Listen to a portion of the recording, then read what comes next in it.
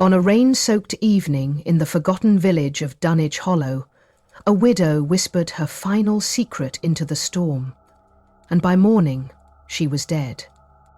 But some say the candle in her window still burns, and the whispers have never truly stopped. Tonight, we follow Miss Marple and uncover the truth no one dared to face. Chapter 1. The Widow at the Window. The rain fell with a quiet certainty over St. Luke's Lane, a thin mist weaving itself like silk ribbons around the ancient chimneys and overgrown hedgerows, draping the village in a melancholy sort of hush that only deepened as the evening wore on.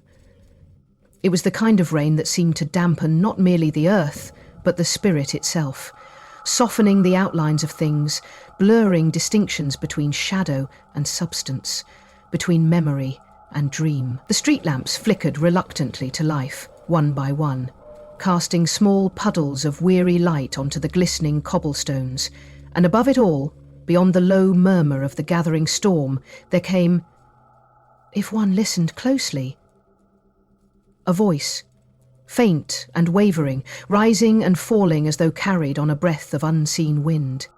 It was Widow Margaret Weatherby, standing framed in the bowed window of her narrow cottage, her thin figure outlined against the fading firelight within, whispering into the rain.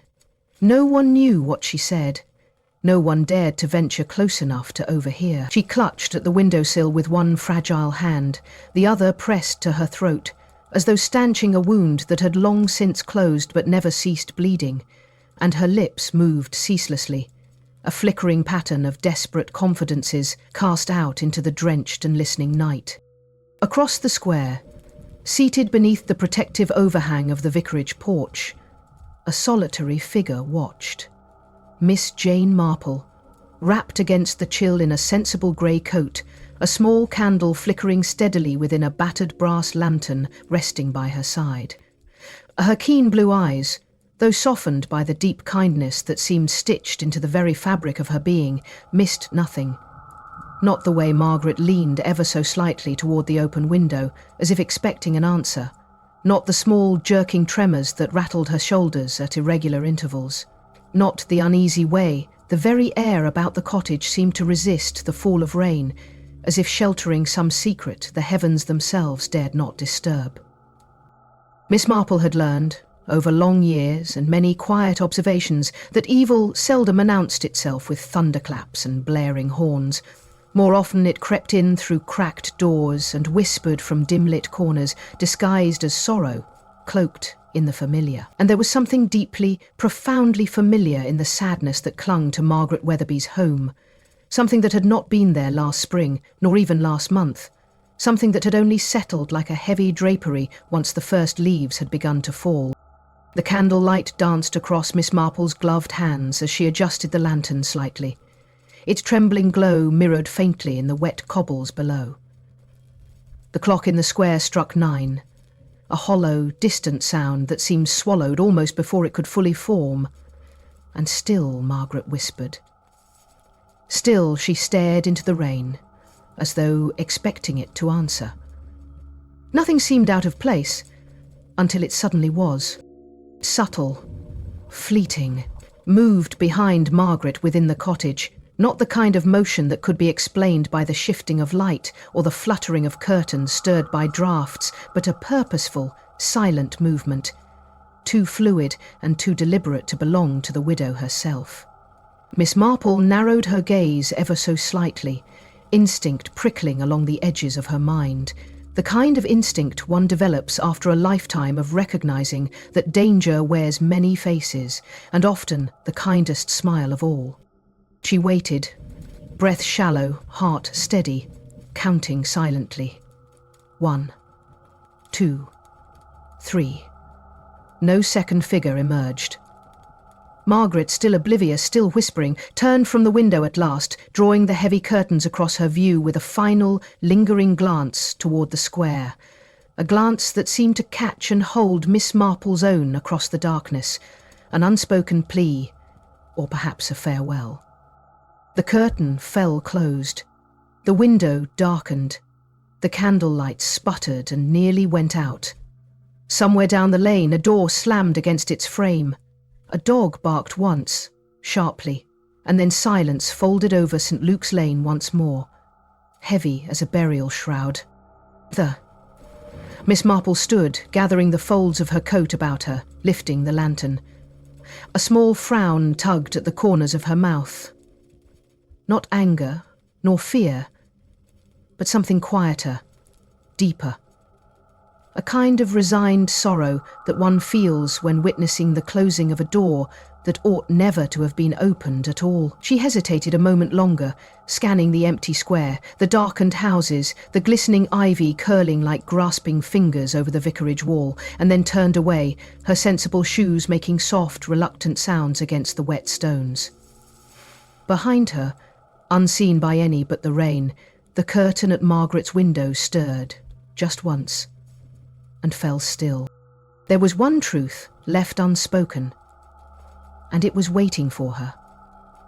The morning dawned cold and brittle, as if the village itself had frozen into a moment of brittle uncertainty, the kind that precedes either great triumph or great tragedy. Word travelled, as it always does in places where the postman knows every birthday and the grocer remembers your mother's maiden name. Widow Weatherby had been found seated in her drawing room, eyes wide open, a slight smile upon her lips, quite dead, and no sign of foul play. No sign at all, if one cared to trust appearances. Miss Marple, who seldom trusted appearances, and even less so the convenient silences of the living, arrived at the Weatherby cottage just as the constable was pulling the sheet over Margaret's body. She said little, merely pursed her lips, adjusted her gloves, and studied the scene with those deceptively mild blue eyes that had seen more truth and more tragedy than many an experienced detective inspector. The gramophone still spun lazily in the corner, no needle set to the record, a small, scratched disc turning endlessly like a clock without hands. A faint, musty smell of extinguished fire hung in the air, beneath which lurked another scent, something metallic, sharp, almost but not quite masked by the perfumed ashes of the hearth. Miss Marple noted the torn sheet of music beneath the armchair, half trampled, edges stained and curling. She noted the absence of Margaret's favourite shawl, usually draped lovingly across the settee. She noted, too, the faint, uneven scuff marks on the rug, as if a chair had been hastily moved and then replaced, but not precisely in its original position. Nothing shouted, everything whispered. The silence wasn't empty, it was watching. The villagers gathered outside in respectful murmurs, umbrellas bobbing like dark blooms against the grey sky. Mrs. Lorimer, stout and red-faced, wiped her eyes on an already damp handkerchief and declared, "Such a pity, poor dear. But it must have been peaceful, don't you think? Sitting there like that, looking ever so serene." Miss Marple did not reply. She knew too well that serenity can be manufactured, by terror or by force. Instead, she bent to retrieve the torn sheet of music, slipping it carefully into her handbag when no one was looking. She made a silent note of the clock, stopped at precisely 9:17. And she glanced once briefly at the mirror above the fireplace, where a single smudged handprint marred the otherwise immaculate glass. A hand too large, too heavy to have been Margaret's, but behind the scenes, something darker was lurking. Miss Marple returned to the vicarage at noon, her mind a quiet storm of calculations, memories and possibilities. She sat by the fire, a cup of weak tea cooling in her hand, and considered.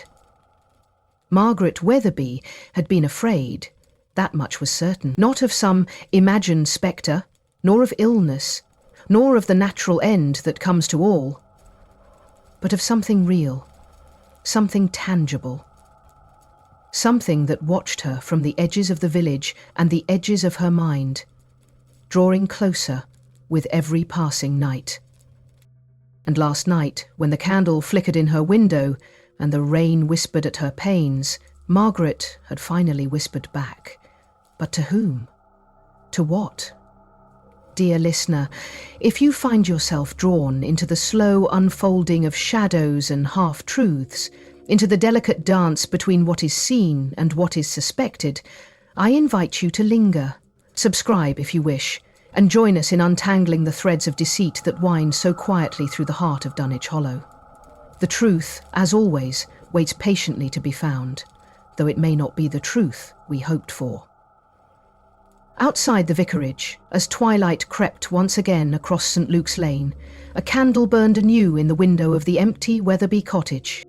Not a flame of mourning, nor of prayer, but a signal. A signal no living hand had placed there. And somewhere deep within the village, where old stones remember old sins, someone, or something, was whispering back. Chapter 2. A Village Full of Secrets. There is a curious thing about English villages, a secret they hold between hedgerows and under-thatched roofs. They appear to the casual eye as tranquil, simple places, where roses bloom along weathered stone walls and children run barefoot through fields of buttercups. But beneath that polished surface, beneath the choir songs and garden fetes, there stirs a deeper, older current, a stubborn remembering of old sins, old shames, old promises quietly broken and never fully buried. Dunwich Hollow was no different. It was a village both picturesque and peculiar, its name seldom marked on maps anymore, tucked so deeply within the folds of the countryside that it seemed almost embarrassed to exist. A few crooked lanes, a crumbling church whose steeple leaned permanently eastward as though bowing to some unseen force. A collection of cottages with doors that never quite shut properly, no matter how new the hinges. Here, time moved differently. Grudges outlived generations, secrets bred like ivy in forgotten corners, and everyone knew everything, or thought they did, about everyone else. Miss Marple, though considered a visitor by some of the more rigid matrons, had been a familiar face in Dunwich Hollow for many years, visiting friends, tending to the occasional sick relative, and, without ever seeming to, collecting stories. She understood that a village such as this did not merely exist, it brooded. Margaret Wetherby, once the jewel of Dunwich Hollow's modest society, had long since retreated behind the heavy velvet curtains of her ivy-draped cottage. Decades earlier, she had been a celebrated singer in London's drawing rooms, a voice like a summer wind, they said, all lightness and sorrow intertwined. There had been whispers, too, of a love affair with a man far beneath her station, an engagement broken in disgrace, and a sudden withdrawal from the glittering circles that had once adored her. In Dunwich Hollow, her return had been met first with murmured sympathy, then with wary fascination, and finally with a kind of resentful reverence. She had become a figure of tragic grandeur, glimpsed but not approached, admired but not embraced. Over time, the windows of Wetherby Cottage grew dim with dust. The once proud garden withered into a tangle of brambles, and Margaret herself was seen only on misty mornings, walking the village square with a scarf drawn tight beneath her chin, eyes darting at every sound, every passing shadow.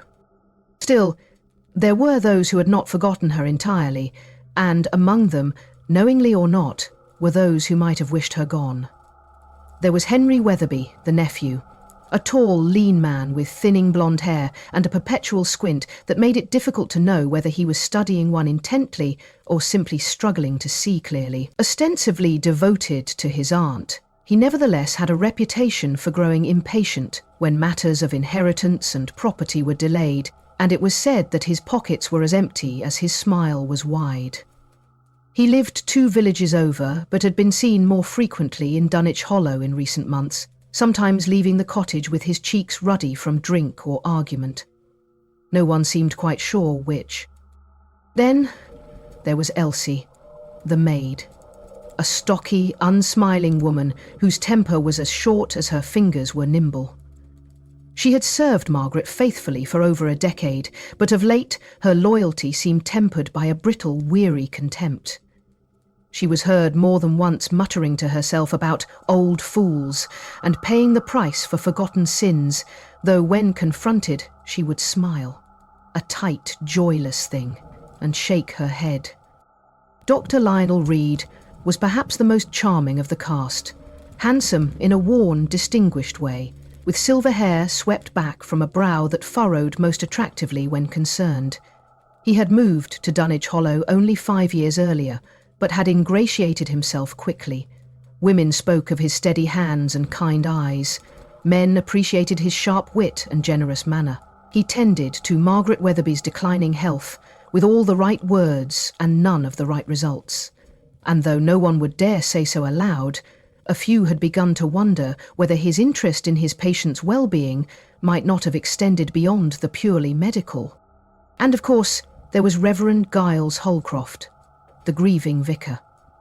A small, angular man with mournful eyes and a voice like a crow's feather brushing against glass.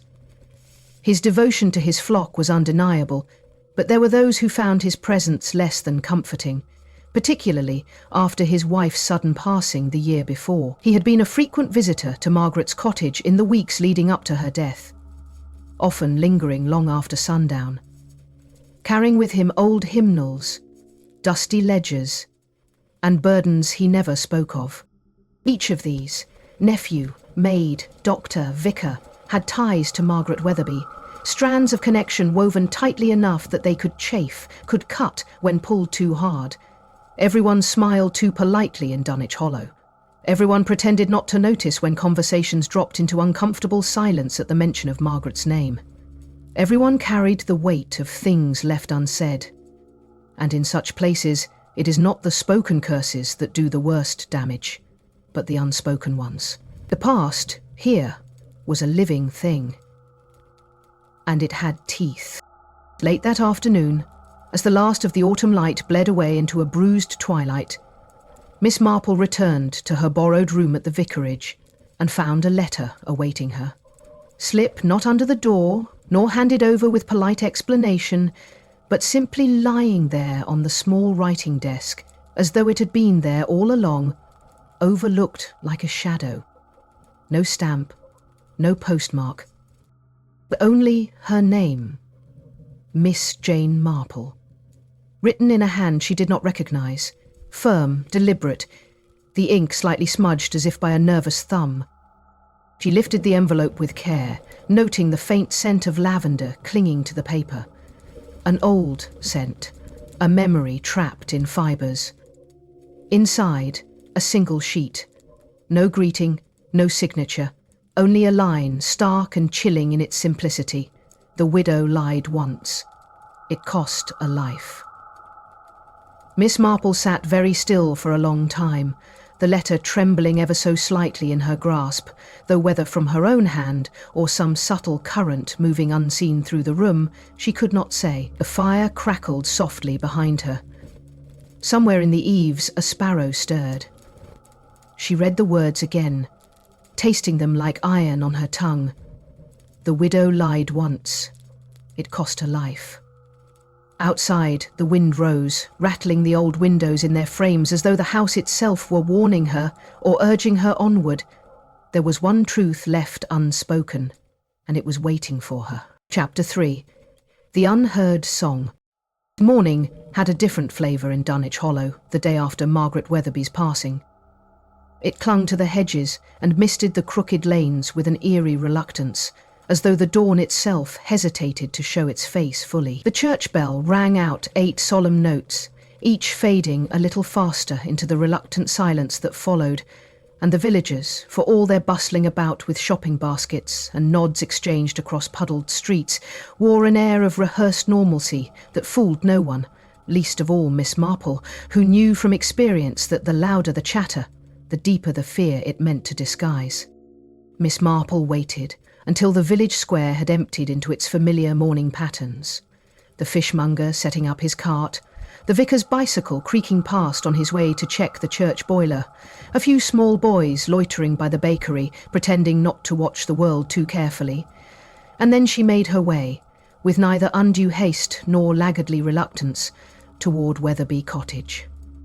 The cottage itself stood at the far corner of the square, set slightly apart by a low iron fence whose paint had long since flaked away in the wet, leaving it pitted and rusted like the memory of battles best left forgotten. The path leading to the door wound its way between beds of what had once been bright flowers, now choked with weeds and tangled roots, as though nature herself had been reluctant to intrude too boldly into Margaret's self-imposed isolation. Miss Marple paused at the gate, glancing once at the upstairs windows, their glass catching the thin, watery light and giving nothing away. She pushed the gate open with a soft creak and stepped onto the path, her shoes making small, cautious sounds against the uneven stones. In her hand, she carried a small reticule, quite empty but for the torn scrap of music she had retrieved the day before. A private reminder, folded neatly between the pages of her prayer book, that appearances were never to be trusted. Inside, the cottage smelled of damp ashes and fading roses, a scent both cloying and sad, like a room left too long sealed against the living. Dust motes turned lazily in the dim shafts of light that filtered through the heavy drapes, and somewhere deep within, beyond the sagging hallway and the muted tick of an unseen clock, there came a faint, repetitive sound, the soft, persistent whir of something mechanical refusing to accept the inevitability of silence. Miss Marple moved quietly through the narrow corridor, her gloved hand brushing lightly along the faded wallpaper, noting without appearing to do so the faint tracks left by other, heavier feet in the dust. The careless scuff of a heel against the baseboard, the slight displacement of a rug at the threshold to the sitting room. Nothing seemed out of place, until it suddenly was.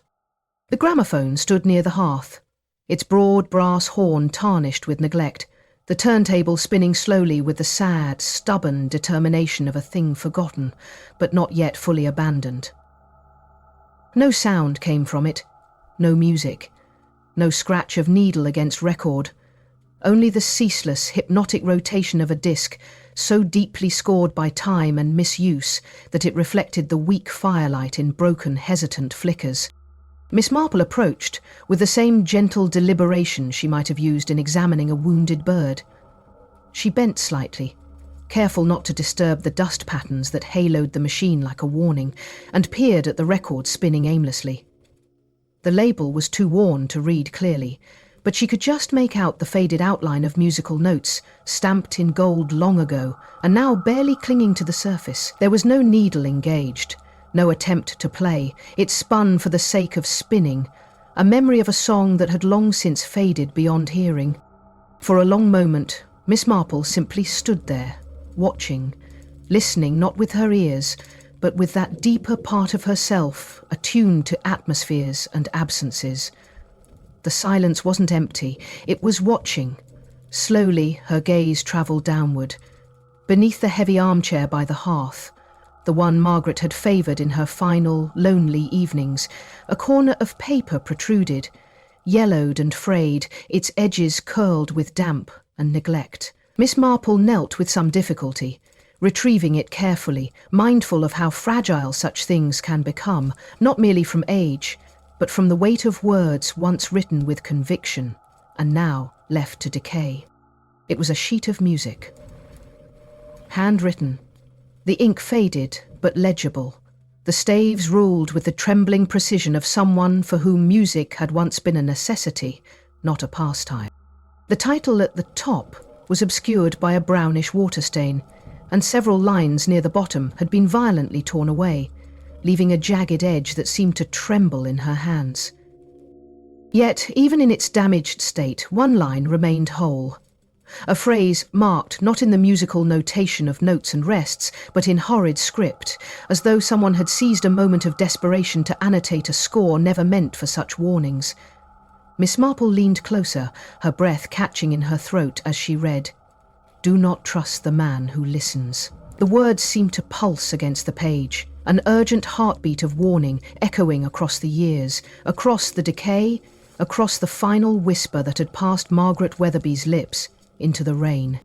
Miss Marple straightened slowly, slipping the torn sheet into her reticule, feeling its presence like a weight against her side. Her mind, sharp and tireless, turned over possibilities with the quiet relentlessness of a mill wheel in a slow-moving stream. Who had Margaret been warning herself against? Who had listened, not out of affection, but with intent far colder, far more calculating?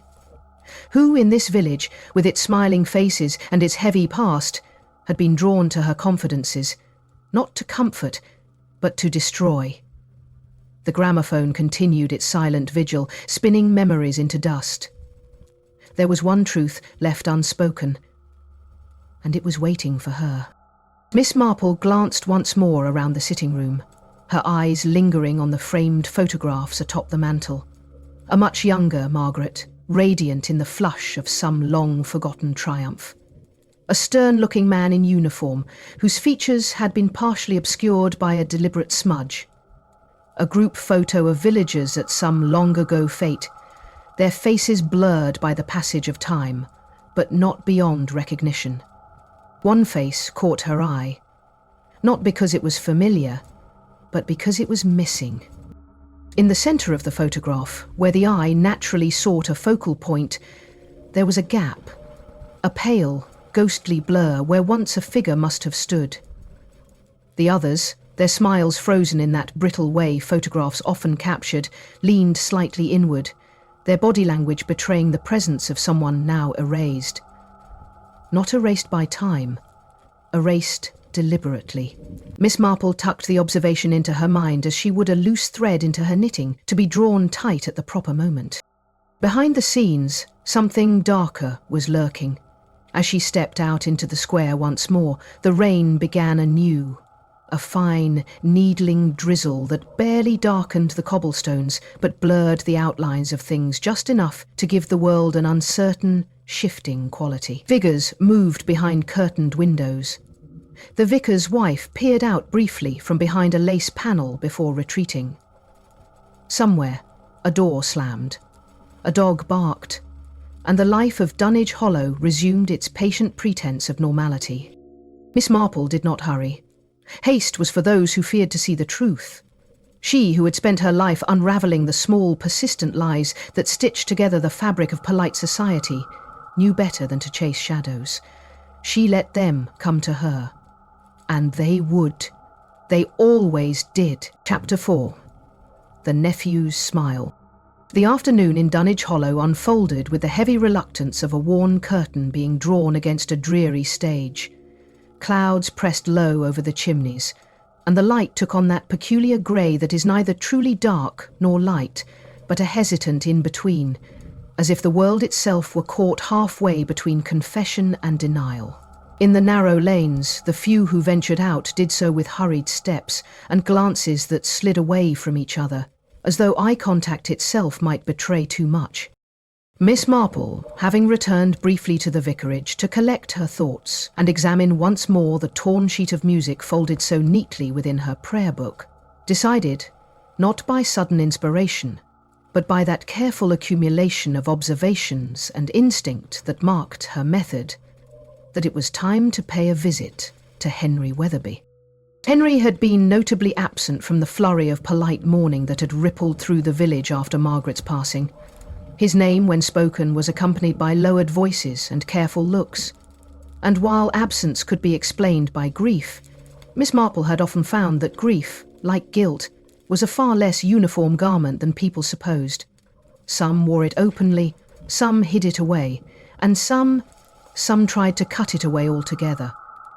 The Weatherby family name still clung to a certain respectability in Dunwich Hollow, though the fortune that had once accompanied it had long since dwindled to a trickle, leaving Henry with little but the hollow echo of importance and an increasingly desperate sense of entitlement. He lived alone in a house too large for him, a few miles from the village, making sporadic visits to check on his dear Aunt Margaret, visits that often coincided, it was noted quietly, with her pension days or the arrival of parcels from London. Today, however, he had reappeared, summoned no doubt by the finality of Margaret's departure and the possibilities it presented. Miss Marple found him at the Shepherd's Rest, the village's modest public house, seated at a corner table beneath the mounted gaze of a long-dead fox, nursing a half-drunk pint of ale and speaking animatedly to Constable Webb, who listened with the weary patience of a man accustomed to sifting truth from bluster. Henry's face lit up with an almost indecent eagerness when Miss Marple entered, as though sensing, correctly, that here was someone to whom he could present his case without the irritating formality of police procedure. He rose quickly, upsetting his chair with a clatter that drew a disapproving look from Mrs. Dutton, who kept house at the pub. "Miss Marple!" he cried, his voice pitched just a shade too high. "How fortunate! I was hoping to see you!" Miss Marple allowed herself a small smile and a gracious nod, noting as she did so the hurried way Henry's eyes flicked toward the door, the nervous way his hands fidgeted at the hem of his jacket. Fear, she mused, wore many faces, and this one wore a smile. He gestured for her to join him, and with a murmured apology to Constable Webb, who seemed not in the least displeased to be released, Miss Marple settled herself across from Henry, folding her hands neatly atop her reticule. "You must think me terribly forward," Henry began, dabbing at his forehead with a handkerchief that appeared more for show than utility. "But I do feel we ought to set matters straight, you know, before things get muddled." "Muddled?" Miss Marple echoed gently, her expression one of mild interest. Yes, muddled.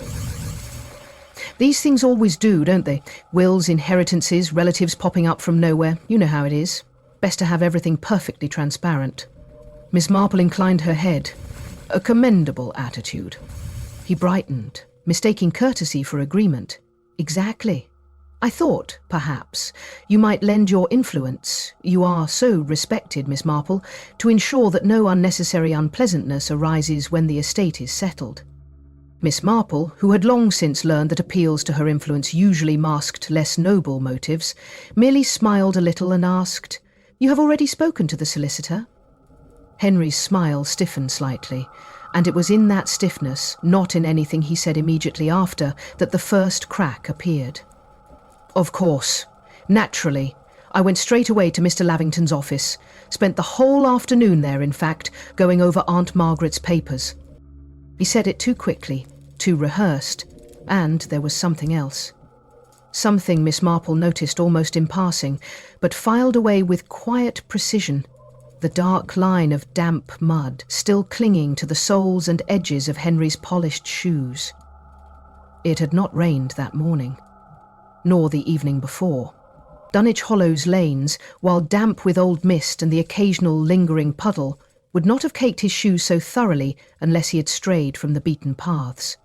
Strayed, perhaps, somewhere the earth was softer, less forgiving.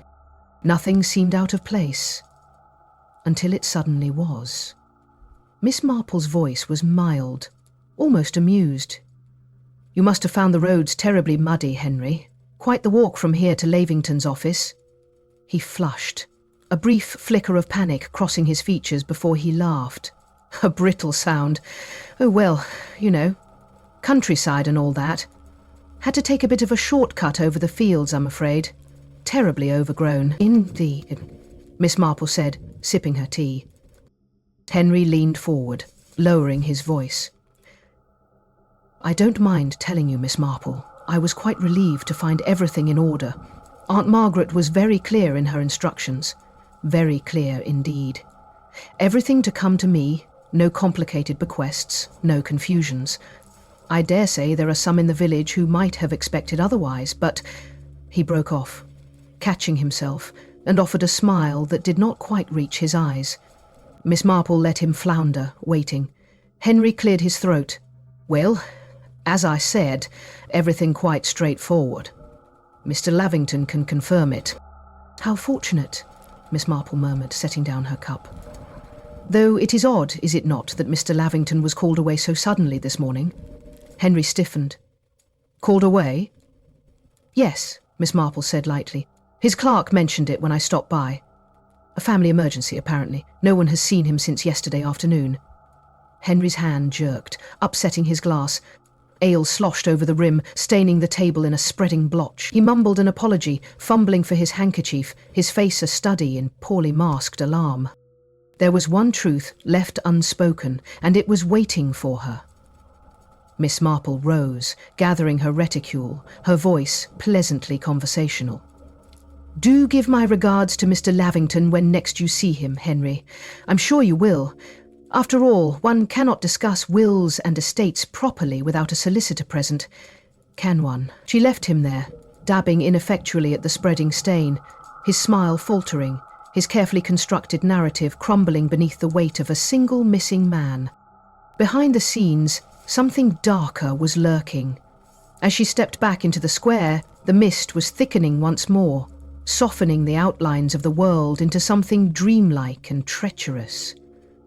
Miss Marple moved with quiet purpose, each step drawing her deeper into the tapestry of lies and half-truths that wrapped Dunwich Hollow in its suffocating embrace. The gramophone still spun in her mind, the silent record, the unheard song. The torn sheet of music in her pocket whispered its warning anew. Do not trust the man who listens. And she wondered, not for the first time, whether the village had been listening too long and hearing too little. By layer without losing cinematic momentum. Ready when you are. Chapter 5. The Maid Who Knew. The rain had returned by the time Miss Marple made her way again to Wetherby Cottage.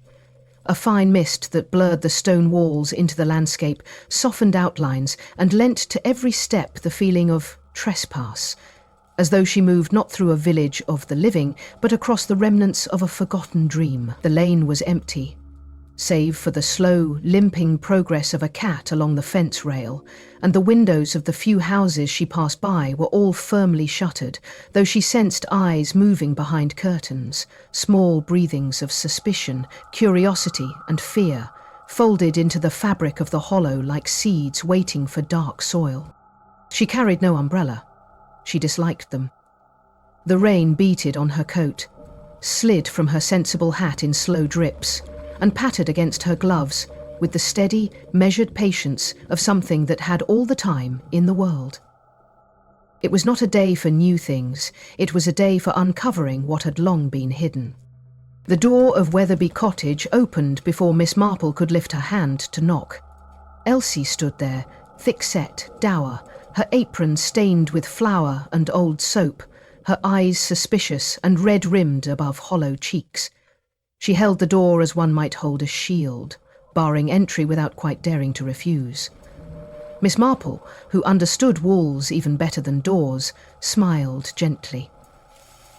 "I wondered if I might come in," she said, her voice carrying the faintest touch of weariness, as though she asked not from authority, but from a shared burden too heavy to carry alone. For a long moment, the maid simply stared at her, her mouth working silently, the muscles of her arms tense with some internal battle. Then, with a small, defeated nod, she stepped aside. Miss Marple entered, and the door closed behind her with a soft finality that seemed to snuff out the world beyond. The sitting room was much as she had left it, though colder now, the fire reduced to a few stubborn embers, the gramophone silent at last, its record abandoned mid-spin and gathering dust. A faint smell of lavender and old paper lingered in the air, clinging to the heavy curtains, the worn armchair, the narrow writing desk pushed against the wall. It was not a welcoming room. It was a room, waiting to forget. Elsie hovered by the hearth, wringing her hands in a slow, methodical rhythm, her eyes darting between Miss Marple and the door, as though calculating the nearest escape. Miss Marple sat down quietly, arranging her skirt, waiting. It took a long time. When Elsie finally spoke, it was in a hoarse whisper, as if she feared to wake something best left sleeping. "She said he'd come back," the maid murmured, staring into the ashes. "Said he'd find her, no matter how many years had gone. Said the earth couldn't hold him, not if he wanted to come." Miss Marple inclined her head slightly. "Who, Elsie?" Elsie shook her head violently. "Didn't say his name, never did, just he." "He'll come for me," she said. He promised, and she looked over her shoulder all the time, like she could hear him breathing down her neck. The rain scratched at the windows, a sound like fingernails against brittle bone. Miss Marple folded her hands in her lap. "She told you this recently?" Elsie nodded. "Last month, after the first candle." The maid shivered, arms wrapped around herself. She started lighting them. In the window. First night 1 candle, next night 2, then 3, always 3. Miss Marple remembered the coded candles, a signal old as smuggling and older than sin, and the whisperings Margaret had sent into the rain.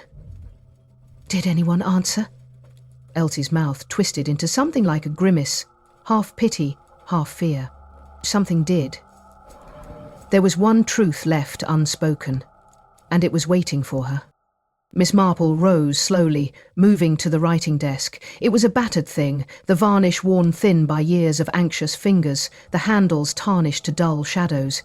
She traced one finger lightly along the surface, noting the faint pattern of smudges, the shallow dents where a hand had once struck the wood in frustration or despair. "She kept a hidden place," Elsie said suddenly, voice tight.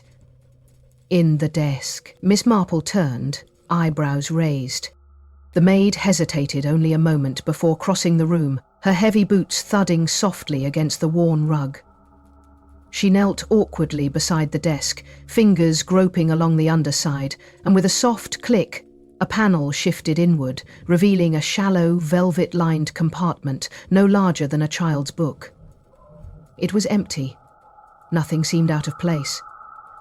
Until it suddenly was. The velvet was scuffed, marked by the long absence of something once cradled there, something flat, rectangular, and precious enough to be hidden, yet dangerous enough to be taken.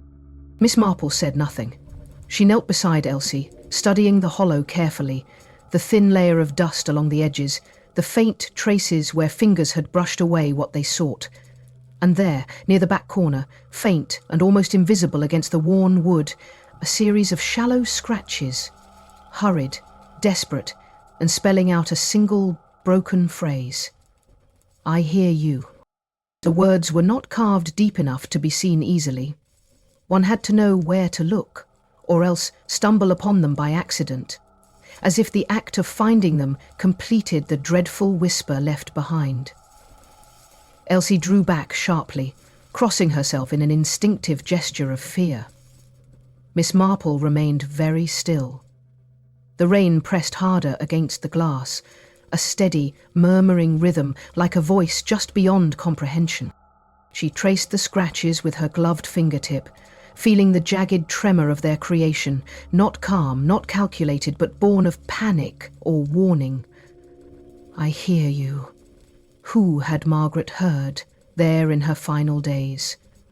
The living, the past, the thing that could not be buried? Behind the scenes, something darker was lurking. Miss Marple stood, smoothing her skirts. "Did she ever say?" she asked softly.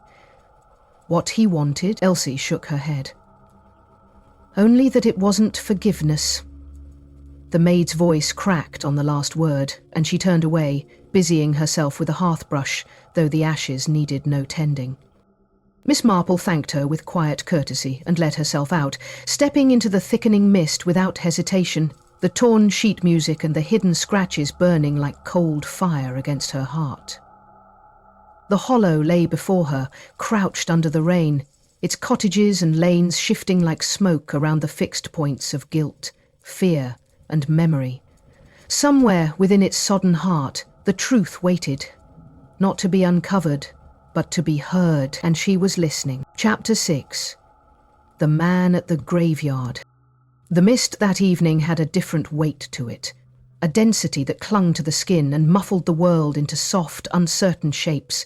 Even familiar landmarks seemed subtly altered, their edges blurred, their proportions slightly wrong, as though the village itself hesitated to fully reveal its face. Street lamps glowed like watchful eyes above the square, their reflections trembling in puddles that had not been there an hour before, and the air smelled faintly of damp earth and wood smoke, a scent that spoke of endings rather than beginnings. Miss Marple.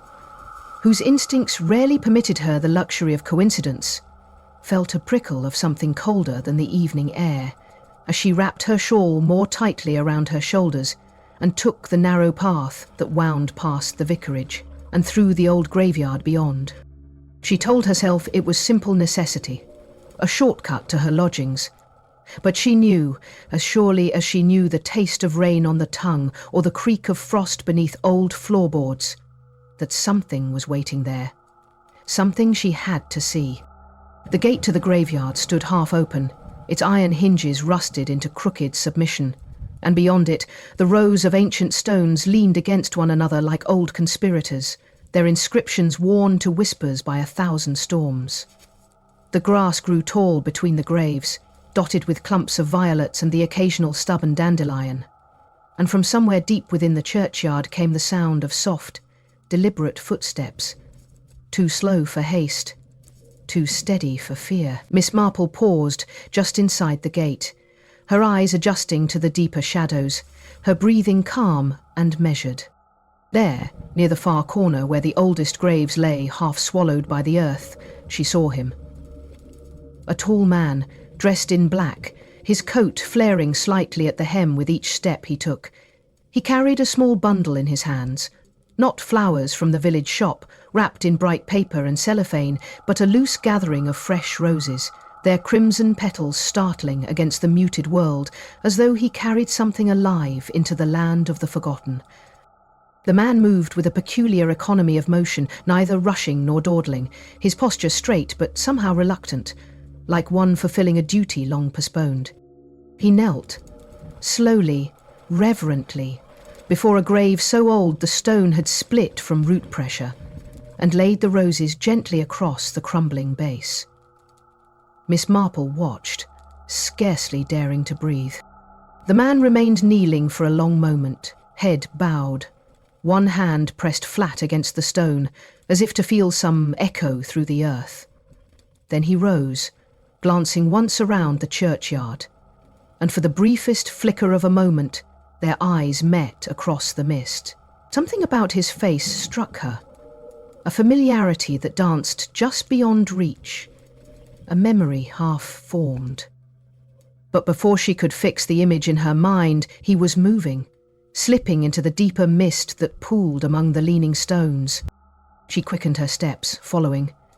But it was as though the mist itself conspired against her.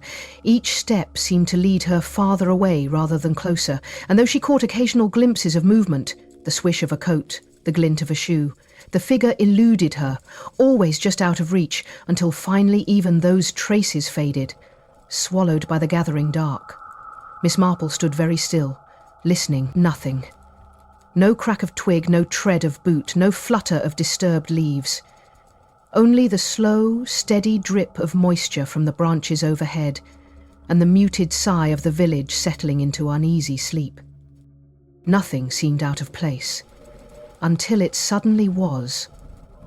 She turned back toward the grave, moving carefully between the stones. The roses still lay there, startling in their vividness, droplets of mist trembling on their petals like unshed tears. The stone itself was almost illegible, but by tilting her head and tracing the faintest grooves with the tips of her gloved fingers, she made out enough. Edward Markham, beloved husband, lost too soon, 1899 to 1924, 30 years ago. Miss Marple frowned, considering. The name meant nothing to her immediately, but the dates did. Margaret Weatherby would have been a young woman then, in the first blush of her celebrated singing career, before the rumours, before the disgrace, before the long retreat into Dunwich Hollow. There was one truth left unspoken, and it was waiting for her. Could it be? Had Margaret been married, secretly, all those years ago? And if so, to a man whose grave still drew flowers from a stranger in black? Miss Marple straightened slowly, her mind already assembling and discarding possibilities with the quiet, relentless precision of a watchmaker aligning delicate gears. The torn music sheet, the whispered warnings, the hidden compartment, the message scratched in desperate hand. I hear you? Everything pointed backward, farther than she had first imagined. not merely to Margaret's last fearful days, but to a wound inflicted decades before, a wound that had never properly healed, merely festered beneath layers of silence and respectability. And now, something had stirred it awake.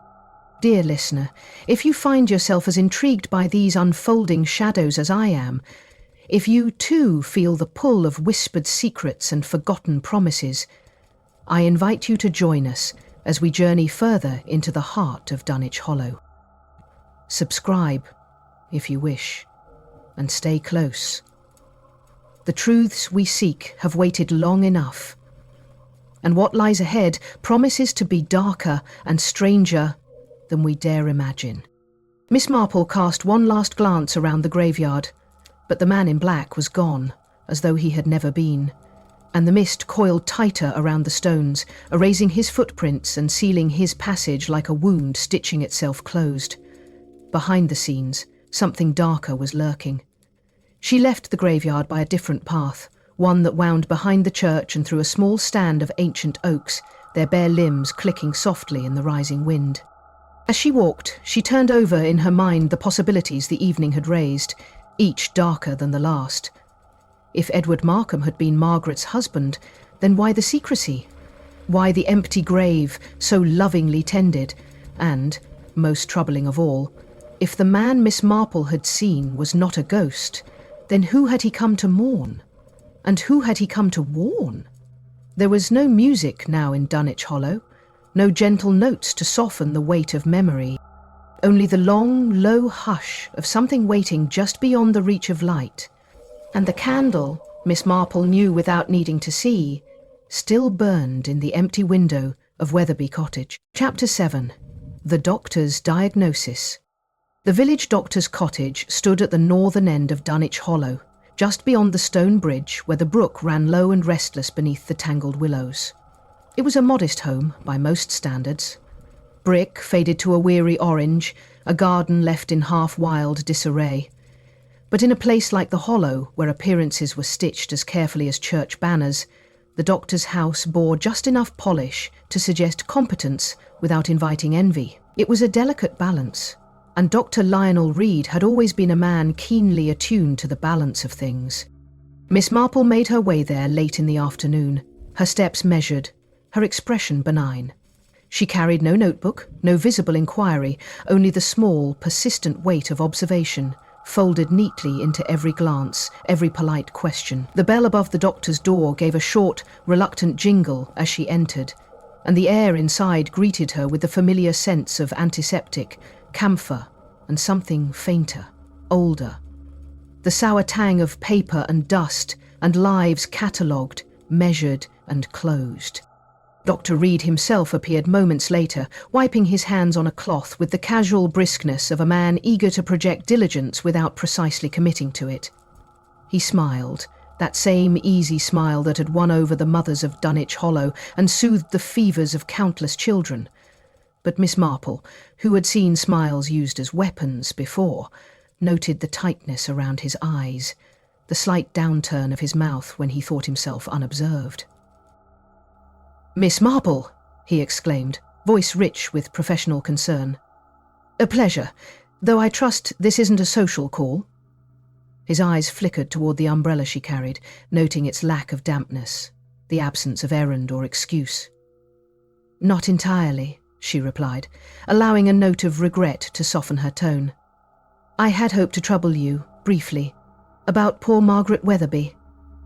The doctor's smile faltered, just a little, before resettling into place. Of course.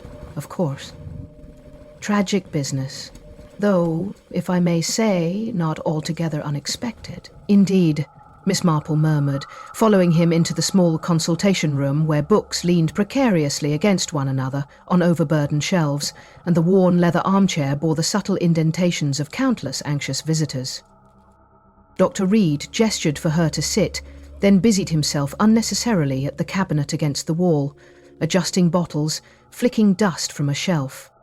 Miss Marple waited, her hands folded neatly over her reticule, her gaze taking in every detail, the slightly askew diploma, the faint discoloration along the edge of the floorboards where damp had once crept unnoticed, the battered medical bag placed beside the desk, its clasp partially undone. Nothing seemed out of place until it suddenly was. "I must commend you," she said lightly, "on your promptness. It is not every day a death certificate is issued with such admirable efficiency." Dr. Reed stiffened, the movement almost imperceptible. "Ah, well," he said, laughter too thin. "One becomes practised at these things, Miss Marple. Margaret Weatherby had been in declining health for some time, a matter of age, of course, and emotional strain. There was no need for delay." "Naturally," Miss Marple agreed, her voice mild. "And yet, some might say, emotional strain can mask other conditions, more difficult to detect." The doctor turned toward her then, carefully composed, but there was a tightness in his jaw, a sharpening behind his eyes. "You are suggesting foul play?" "Oh, goodness, no," Miss Marple said, with the faintest tremor of surprise. "Merely observing that grief, particularly of the long-harboured sort, can be terribly corrosive to the body." He relaxed, slightly, and returned to the cabinet, pretending interest in a jar of cotton wool. Miss Marple rose, moving with quiet deliberation toward the desk, and there, half concealed by a loose flap of the medical bag, she saw it, a vial, clear glass. A slosh of liquid the colour of melted pearls, morphine, unused, unopened. He knew enough of rural practice to know that such supplies were rare, precious, and seldom left untended, and rarer still that they would be carried to a home visit without the intent to administer, or at least the clear possibility. She said nothing, did not let her gaze linger, only tucked the knowledge away alongside all the other quiet, unremarked observations that formed the latticework of truth. Behind the scenes, something darker was lurking. Dr. Reed escorted her to the door with the same polished civility he showed to all his patients. He made no mention of the vial, nor of the way his hands trembled slightly as he straightened the collar of his coat. Outside, the mist had thickened again, turning the garden path into a tunnel of pale uncertainty, and the wind carried with it the faint, desolate cry of a gull lost inland. Miss Marple paused, just beyond the gate, glancing back. The doctor stood framed in the doorway, silhouetted against the yellow glow of the lamp behind him, watching her. And for the first time, she saw something else flicker across his face. Something that was not charm, nor concern, nor professional fatigue. Something that looked very much like fear. There was one truth left unspoken, and it was waiting for her. The evening closed over Dunwich Hollow like a hand drawing tight around a secret. Shutters banged softly in the rising wind. Hearth fires glowed like the last watchful eyes of a retreating army. And all the while, from the vicarage to the pub, from the cottage to the fields, the villagers whispered. Not about the candles still burning in Margaret Weatherby's window, for they dared not look that way any more, but about the sense, stronger with each passing hour, that something had been stirred awake. Something that had waited too long beneath the polite veneers and patient silences. Something that now moved quietly among them. Listening, waiting. Miss Marple sat that night by the fire in her small parlour at the vicarage.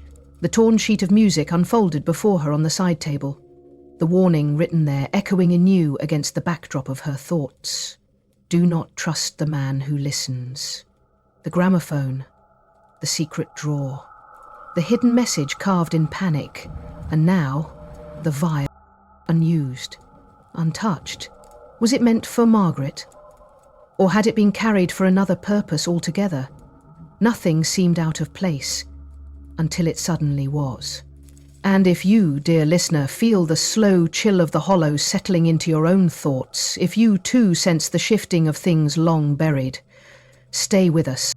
Subscribe, if you wish, and continue down this path, for the heart of the mystery is only just beginning to beat louder. There are secrets left to uncover, and not all who listen will survive them. Miss Marple folded the music sheet carefully, her hands steady, her mind already reaching beyond the visible clues, into the deeper currents swirling beneath. The roses laid at an old grave, the man who had vanished into the mist, the maid's whispered confession, the doctor's trembling hands. And somewhere, at the centre of it all, Margaret Weatherby, smiling in death as though she had heard something at last. Not forgiveness, not mercy, something older, colder, inevitable. The silence wasn't empty, it was watching. And the hollow, faithful keeper of secrets, watched with it. Chapter 8. The Vicar's Confession. There are certain places in the world where secrets do not so much whisper from the shadows as hum beneath the surface like an old hymn half forgotten by those who once sang it. And in Dunwich Hollow that hum was strongest at the church. Not within its cold stone walls, not in the hymns sung on Sundays or the sermons delivered from the pulpit, but in the spaces in between, in the glances exchanged in the aisles, in the quiet footsteps along the nave, in the way the villagers' voices dipped when they spoke of anything that mattered too much.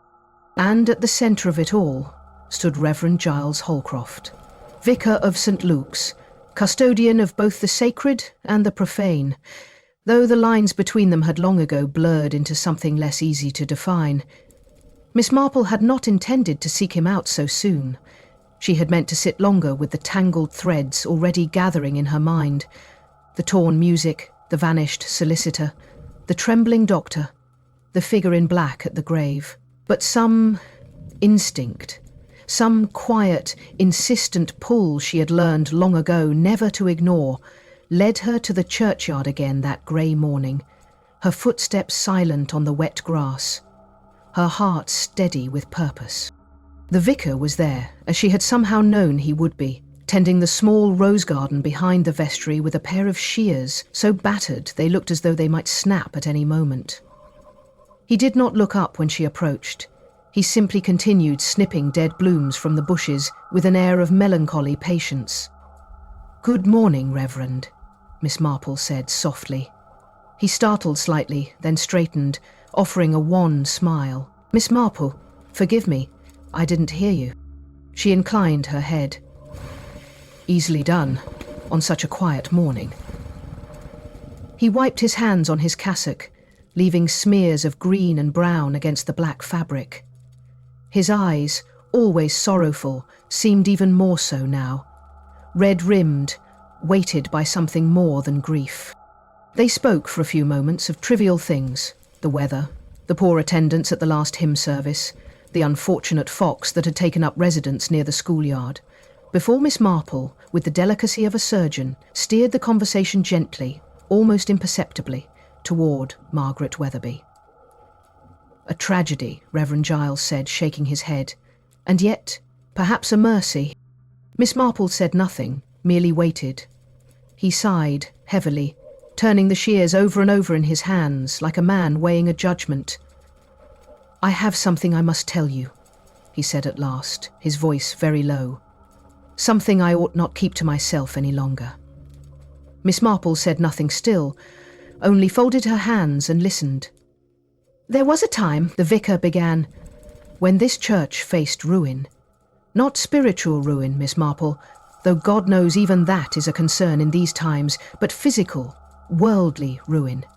Roof crumbling, walls seeping moisture, the graveyard sinking into disrepair, and no funds to save it." Miss Marple nodded, her face carefully neutral.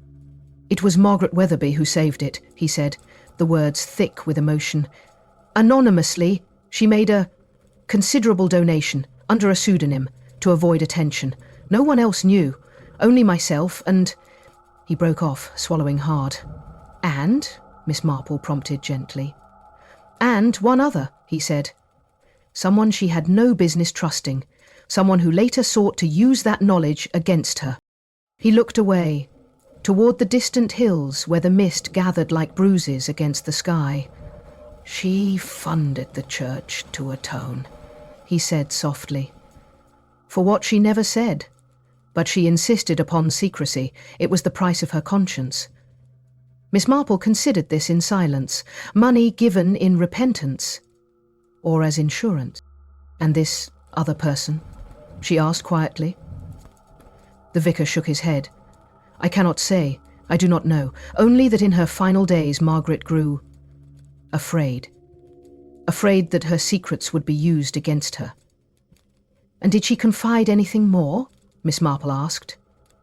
Reverend Giles hesitated, then reached into the folds of his cassock and withdrew an envelope. Worn, stained with damp at the corners, the flap torn, but the seal still faintly visible beneath the smudge of thumbprints. She gave me this, he said, holding it out. 2 days before she died. Asked me to keep it safe. In case, she said. Only that, in case. Miss Marple took the envelope, feeling the brittle crackle of old paper beneath her fingers. There was no address. Only her name, written in Margaret's trembling hand. As though sending a letter to oneself might somehow defy the tide that threatened to engulf her. Miss Marple slid the paper free. Inside was a single sheet, folded once, yellowed along the creases, and written there, in a hand that shook with age and fear, were 5 words. I will speak before midnight. Miss Marple read the words twice, her heart steady but her breath short. The vicar watched her with a kind of helpless dread, as though he had finally loosed something he could no longer control. There was one truth left unspoken, and it was waiting for her. The hollow seemed smaller as Miss Marple walked back toward the square, narrower, the streets more twisted, the buildings leaning inward as if conspiring to hide their secrets from the light. Voices carried strangely through the mist, a shout from the smithy, a child's laughter, the low murmur of gossip behind a half-open door. But none of it touched her. She moved through it, as one moves through a dream already slipping toward nightmare, each step pulling her closer to the heart of a mystery that no longer simply lurked at the edges of things, but breathed in the very air. The letter crackled faintly in her pocket, its message a steady beat against her side. I will speak before midnight. Had Margaret intended to confess, to reveal the identity of the man she feared, or had she already spoken, in a language only the guilty could hear? Behind the scenes, something darker was lurking. The night pressed down on Dunwich Hollow with a weight that went beyond mere weather. It was a suffocation of expectation, a holding of breath, a waiting for the first crack in the facade. In the cottages, lights burned late. Doors were bolted, windows barred, candles lit, not in mourning, but in quiet, desperate vigilance. And in the Weatherby cottage, the single candle still flickered at the window, defiant against the gathering dark. Miss Marple sat by her fire, the torn sheet music and Margaret's letter spread before her, the gramophone's endless silent spinning still whispering at the corners of her thoughts. There were pieces enough now, scattered, broken, incomplete, but they pointed to something older, deeper, more terrible than a simple matter of inheritance or spite. They pointed to promises made and broken, to debts unpaid, to voices that refused to stay buried, and to the slow, inevitable unwinding of a past that could no longer be silenced. Nothing seemed out of place, until it suddenly was. Chapter 9. A new clue surfaces. The candle in the window. There are memories that cling to places more fiercely than ivy to stone, memories that outlast names on gravestones and paint on signs, living not in books or ledgers, but in the bones of a village itself, murmured in half-forgotten tales and revived only when the nights grow too long and the mist presses too close. Dunwich Hollow was such a place, and it was in the hollow's oldest corners, among its oldest voices, that Miss Marple knew she would find what she sought. The morning after the vicar's confession broke over her like a wave pulling loose the sand beneath her feet, she ventured out once more into the square, the heart of the village, where gossip and truth mingled freely and sometimes became one. At the bakery, where Mrs. Corbett kneaded dough with arms like small hams and a tongue sharper than any carving knife, she overheard the first whisper. At the greengrocer's, where Mr. Butterworth arranged his bruised apples into pyramids of hollow pride, she heard it again. At the post office, over penny stamps and parcels wrapped in brown paper, the murmur grew louder, threaded through with the same refrain. The candle. Margaret's. Not one night, not a moment of desperate mourning as some had first thought, but 3 nights running, a candle burning steadily in the front window of Wetherby Cottage. After Margaret herself had all but withdrawn from the world. After she had ceased even her timid walks through the square. The first night, a single candle. The second, 2. The third, 3. And, each time, the light, unwavering, unshuttered, left to burn against the blackness as a signal to no one, or perhaps to someone only she believed would see. Miss Marple listened quietly, piecing together the fragments, watching the expressions of those who spoke, the slight frowns of confusion, the tight smiles of those too wise or too frightened to ask questions aloud, and somewhere beneath it all, she felt again the slow, careful shift of things that seemed ordinary until they suddenly were not. By mid-afternoon she found herself sitting in the modest parlour of Mrs. Trott, the widow whose rheumatic joints and unstoppable tongue made her both a figure of pity and a formidable repository of local law. The fire sputtered in the grate, the kettle whistled on the hob, and Miss Marple, hands folded neatly in her lap, let the older woman ramble from one topic to another: the price of coal, the scandal of Mrs. Ferris's nephew, the unfortunate state of the vicar's cassock, until, almost lazily, she steered the conversation toward candles. "Oh, aye," Mrs. Trott said, pursing her lips. A way of talking without speaking, that was, when I was a girl. Smugglers, you know, coast not far from here, used to set a candle in the window. 1 if it was safe to pass, 2 if the excise men were near, 3 if it was time to come ashore. She chuckled, a dry, rasping sound. Mind you, no one does that now. All laws and motor cars and telephones. But in the old days, her voice trailed off into a mist of memory. Miss Marple said nothing, only nodded, letting the weight of the words settle into place. 1 candle, danger. 2, safe. 3, come. Margaret had signalled. Not once, not in error, deliberately, and the 3rd night she had summoned someone, or something, she believed still watched from the shadows. There was one truth left unspoken, and it was waiting for her. Miss Marple left the Trott cottage as the first threads of twilight unravelled across the sky, the air sharp with the promise of frost, the rooftops edged in brittle silver. She walked slowly, not merely from caution but to think, to allow the new knowledge to seep into the fabric of what she already knew. Margaret had not merely been afraid, she had acted, sent a signal across time and silence into the darkness, and someone who understood, had answered. Behind the scenes, something darker was lurking. Window of Wetherby Cottage loomed ahead, a black square against the sinking sun, empty now, blind and silent. But in Miss Marple's mind's eye, the candles still flickered there, weaving a thread through the mist and fear, drawing toward Margaret, not safety, not help, but the past itself. She paused at the gate, fingertips brushing the cold iron. Across the square, lights winked on in the windows of the pub, the bakery, the vicarage, the village huddled in close against the coming night. But, in the hollow's heart, something had already come ashore. Miss Marple turned away, walking back toward the square with steady, deliberate steps. If Margaret had summoned help, she had not lived to see it. Or, and the thought cut sharper than the chill wind at her back, the one she summoned had not come to help at all. The silence wasn't empty. It was watching. And so, Miss Marple would watch, too. That evening, the vicarage was unusually silent. The fire burned low, the lamps cast small shivering pools of light, and the ticking of the hall clock sounded louder than it should, marking the slow march of time with a kind of wary inevitability.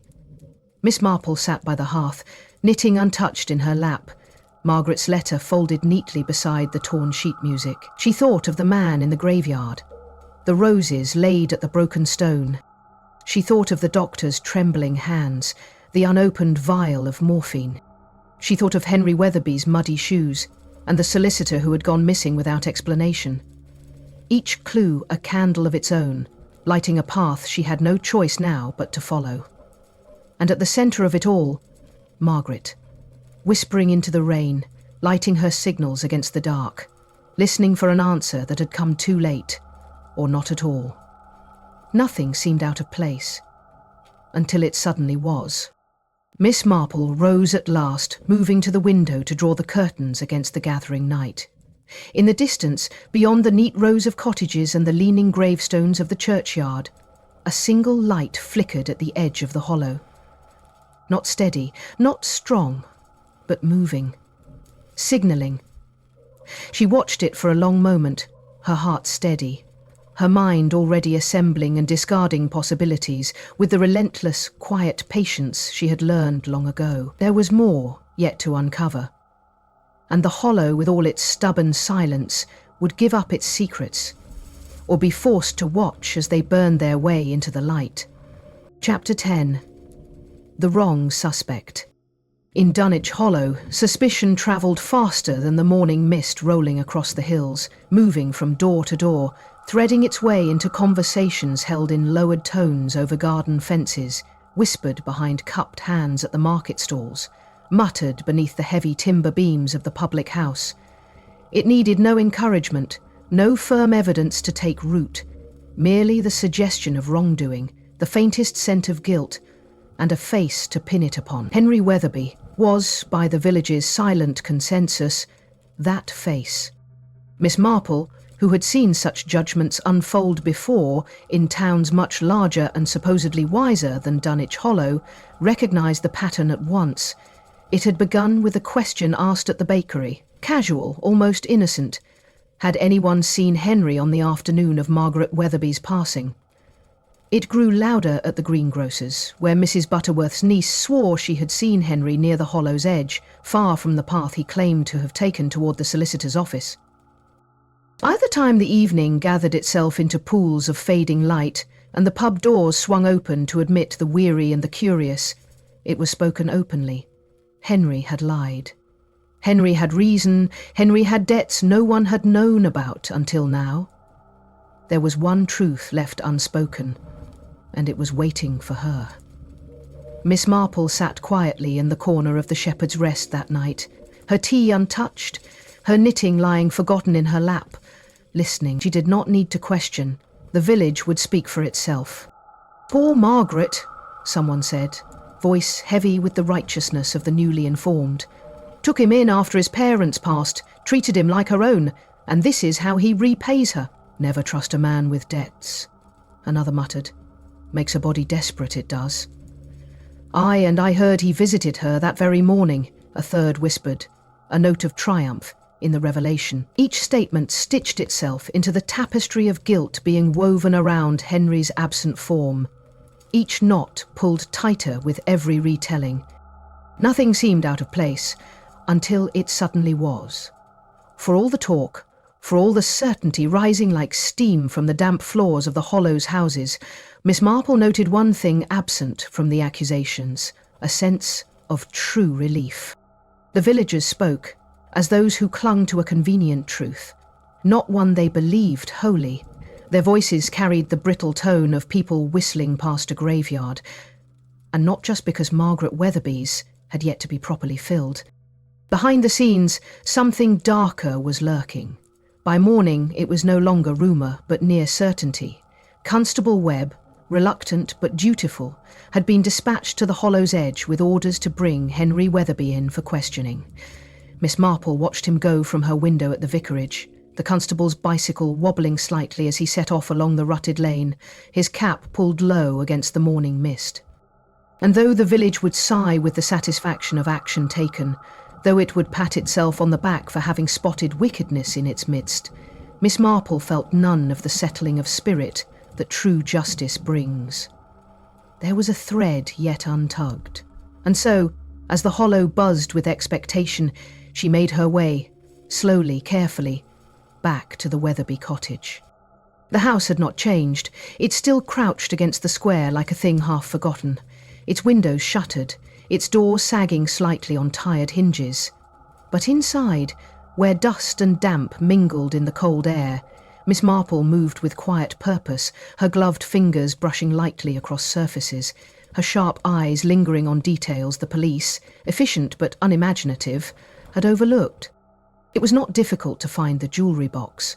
Margaret Weatherby, for all her reclusion, had been a woman of habits, and her treasures, what few she had kept, were arranged with the neatness of one who feared forgetting what mattered most. The box sat atop her dresser, beneath a swathe of yellowed lace, its clasp worn by years of careful use. Miss Marple lifted the lid. Inside, the expected. A string of seed pearls, dulled by age. A brooch in the shape of a dove. 2 rings, modest but heavy with sentiment. And beneath them, tucked into the faded blue velvet lining, a photograph. She drew it out carefully. It was a small image, no larger than a calling card, the edges curling inward as though the paper itself wished to conceal what it showed. But the face, once revealed, was unmistakable. Not Henry Weatherby, not the careless, debt-ridden nephew so ready to inherit. It was Dr. Lionel Reed, younger, perhaps by a decade, his hair darker, his face less lined. But the set of the mouth, the tilt of the chin, the cold steadiness of the gaze were the same. Miss Marple stared at the photograph for a long moment, the chill of it seeping through her gloves.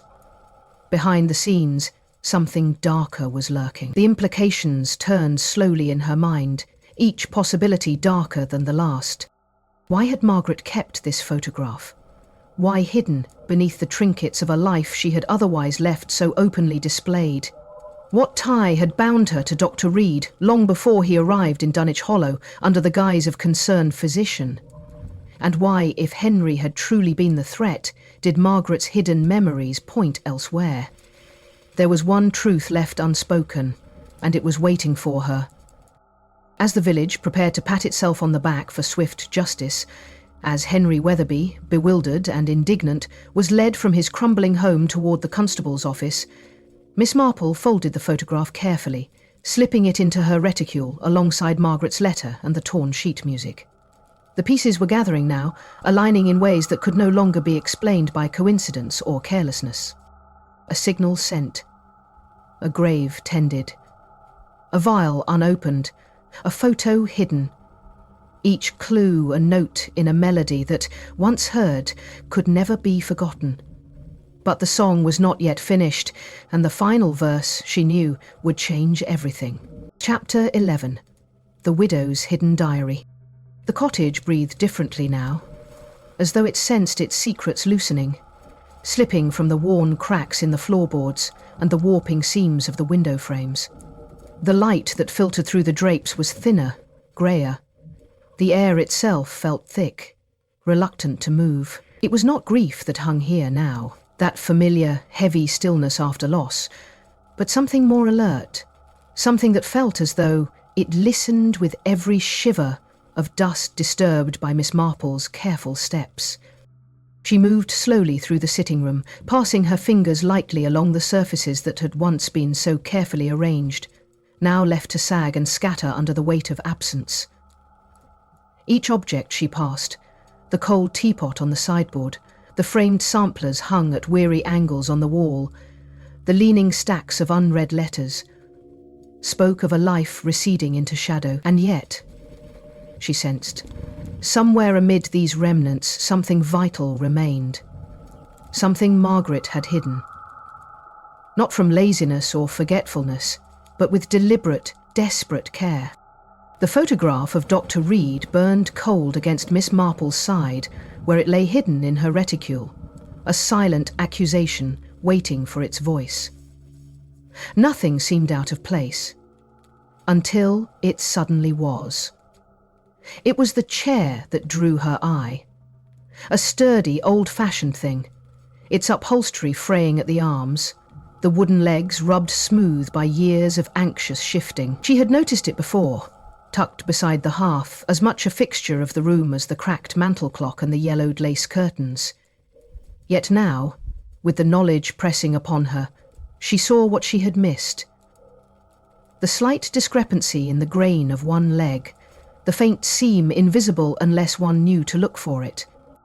She knelt slowly, ignoring the protest of joints stiffened by the damp, and ran her fingers along the wood. There, a shallow indentation. She pressed. A faint click sounded, no louder than a breath, and a narrow section of the leg slid aside, revealing a hollow cavity barely large enough to conceal a slim volume bound in cracked, faded leather. Miss Marple drew it out carefully, dust falling away in thin silver clouds. It was a diary. No lock, no name embossed on the cover. Nothing to proclaim its importance but the careful neatness of the hand that filled its pages. A hand that grew shakier, more desperate, as the entries drew nearer to the present. She turned to the earliest page, October 1924. The ink had faded, but the words were clear. He is gone. The earth is heavy above him, but my soul does not feel lighter for it. I made my choices. I said the words, yet even now I hear him. In dreams, in the corners of empty rooms, I hear him. Miss Marple turned the pages slowly, each entry a window into a mind cracking under the strain of long-held guilt. Margaret had spoken of whispers, faint at first, then louder, until they filled her nights with restless dread. She wrote of footsteps where none should tread, of the scent of roses, fresh and sharp, invading her dreams. She wrote of drowning, not the frantic, thrashing kind, but a slow, inexorable sinking, as though the very air she breathed grew heavier each day, pressing her down into memory's merciless depths. And always, she spoke of a presence, a watcher, a listener, someone or something that had promised to return. The last pages were more frantic, the writing jagged, ink smeared as though by trembling hands. He watches from the mirror now. I cannot hide. Even my reflection is not my own. 3 candles, 3 nights. I must call him. I must end this. If I do not, he will come anyway. There was one truth left unspoken, and it was waiting for her. Miss Marple's breath caught slightly as she reached the final pages. One had been torn free, ripped with such violence that shreds of paper still clung to the binding, ragged and stained. But among the fragments left behind, one word appeared over and over, scrawled as though the repetition itself were a ward against terror. Mirror. The silence wasn't empty. It was watching. She closed the diary carefully, her gloved hands steady, though her heart beat a slow, deliberate drum against her ribs. The pieces were sliding into place now, each darker and heavier than the last. Margaret had not simply feared being found. She had feared being reclaimed. And she had tried, at the end, to fight it. To call for help, or to confront it herself. The only way she knew. But she had not succeeded. Someone had reached her first, someone who understood the old signals, someone who knew the meaning of the candles, someone who watched and listened and waited. Outside the window, the mist curled against the glass like a hand seeking entry. Miss Marple rose, slipping the diary into her reticule alongside the other tokens of Margaret's last days, the torn music sheet, the letter to herself, the photograph of the doctor. Each clue a silent voice, each whisper a thread leading deeper into the darkness at the hollow's heart. Behind the scenes, something darker was lurking. That night, as the hollow huddled under its blanket of mist and fear, as the village turned its face inward against the unseen, Miss Marple sat alone by the fire, the diary open on the table before her. She read the words again, slowly, allowing them to sink into her mind, to mingle with the knowledge she had gathered, to shape themselves into the terrible, inevitable pattern she now could no longer deny. And as the clock struck midnight, A faint, almost imperceptible sound drifted across the room. A soft, steady creak, as though someone had placed a careful hand against the mirror above the hearth.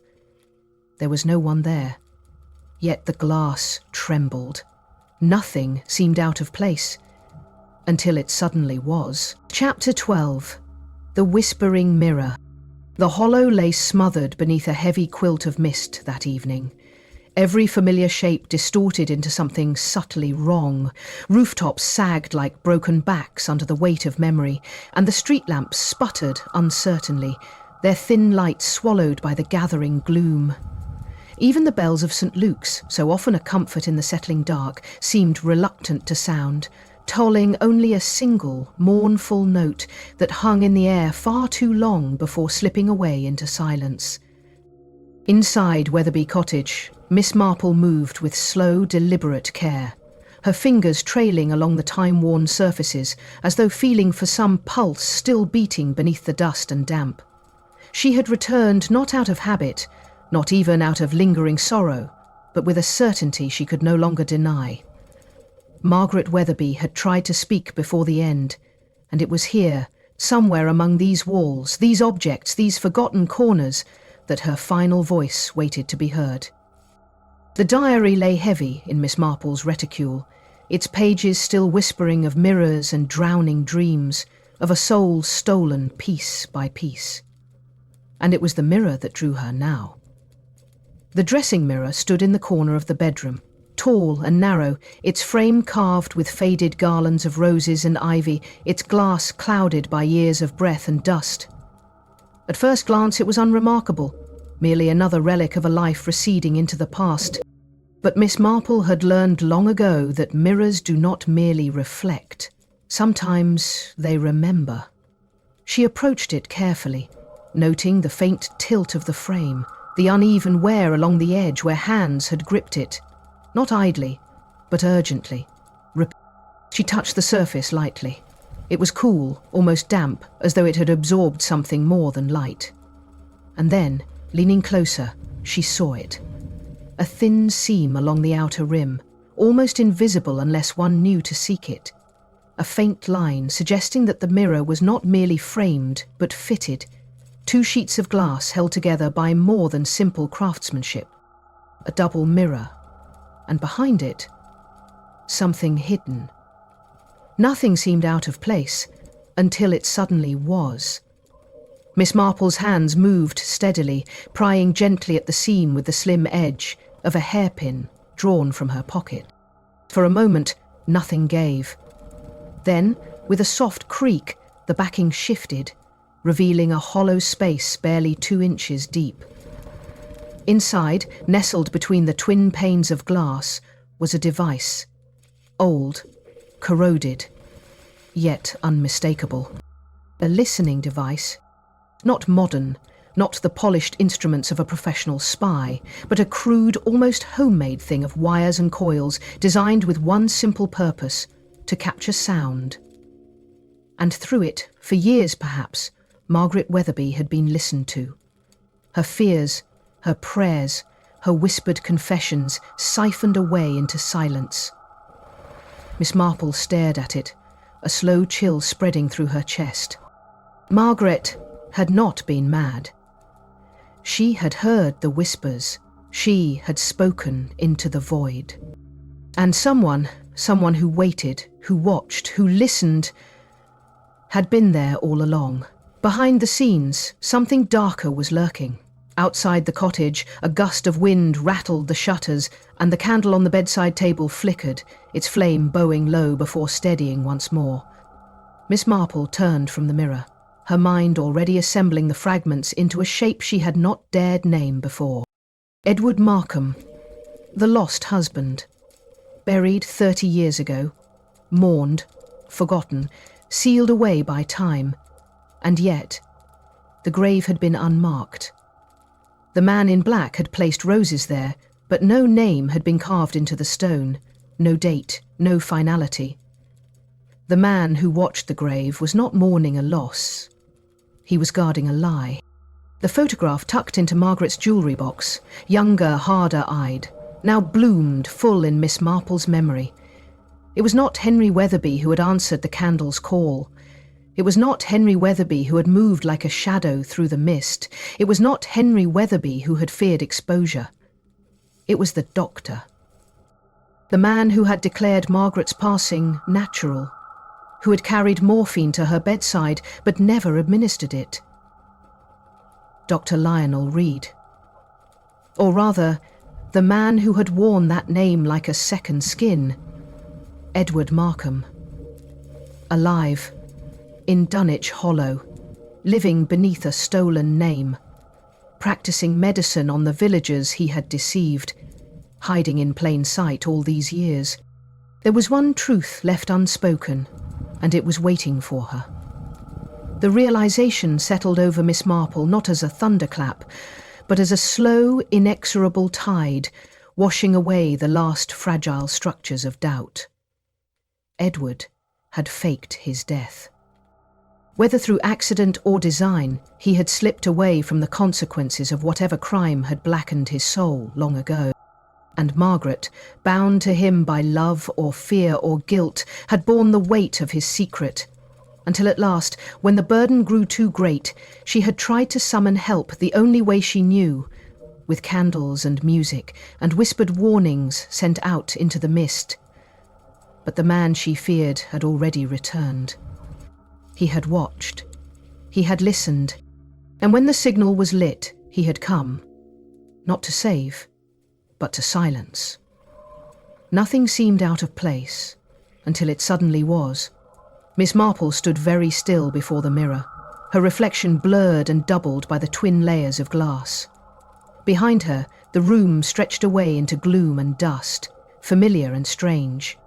Before her, the faint ghost of another face seemed to shimmer, a trick of the fading light, or perhaps something more. The silence wasn't empty. It was watching. Outside, the mist coiled tighter around the hollow, muffling the world into soft, uncertain shapes. A single light moved through the square, steady, unhurried, and disappeared into the shadows of the lane. And in the Weatherby cottage, the candle burned lower, its flame guttering, as though struggling against some unseen breath. Margaret's last message still lingered in the air. "I will speak before midnight." Miss Marple gathered her things, the diary, the photograph, the torn sheet music, the hidden letter, and slipped them into her reticule with steady hands. The time for listening was over. It was time to act. Behind the scenes, something darker was lurking, and the Hollow was about to see it face to face. Chapter 13. The Widow's Last Whisper. The cottage at the far end of Dunwich Hollow had never seemed lonelier than it did that night. It huddled beneath the thick mist like a forgotten memory, the vines clinging tighter to its sagging stones, the windows blank and watchful. Even the air seemed reluctant to move, holding its breath as though fearful of what might come if it dared to stir. Inside, Miss Marple moved with careful precision, her steps light on the creaking floorboards, her fingers steady, despite the slow, deliberate beat of her heart. The plan was simple. Simple and terribly dangerous. 3 candles, arranged just as Margaret had once done. 3 flames burning against the mist.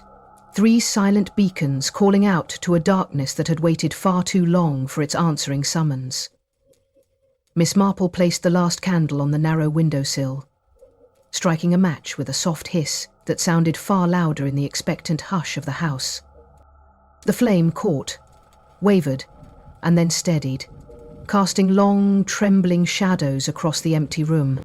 There was no need to announce the signal. Those who understood would already be watching. Those who had waited would come.